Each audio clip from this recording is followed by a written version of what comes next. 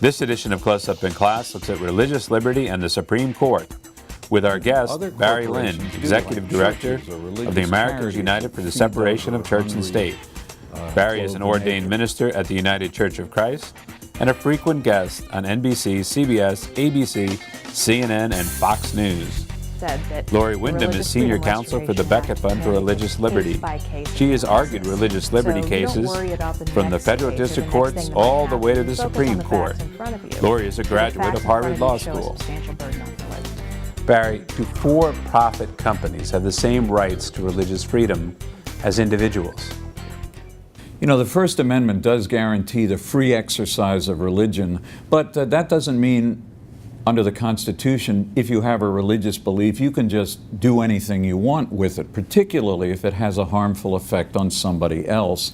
In 1993, the Congress of the United States passed something called the Religious Freedom Restoration Act, and it basically said if there is a substantial burden on you as a religious person because of some federal law, that the government needs to come up with a truly compelling interest to justify intruding on your religious belief and practice.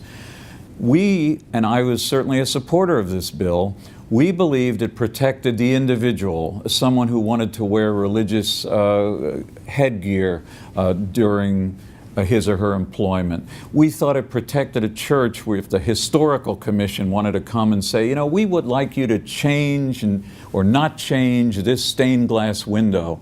We thought it protected the autonomy of churches and the rights of individuals. I don't think that for-profit companies exercise religion. Other corporations do, like churches or religious charities that feed those who are hungry, clothe the naked. But these companies are in the business primarily to make a profit, to make money. That's okay, but that's what they're designed to do. I've never seen a corporation sitting next to me in a pew at church. I've never opened up a product made by a company and had it sing a hymn with me or ask me to join it in prayer. It is very different to guarantee the right of an individual to exercise her or his religion. For example, a Muslim firefighter who wants to grow a beard because that's required by his faith. And it has no negative effect on a third party. When these corporations start to claim that their religious freedom is abridged, in fact, they're usually ending up abridging someone else's moral choice, intruding into their conscience, their understanding of what is right or wrong. Companies don't have a corporate conscience. Individuals do, and they should be allowed to exercise it.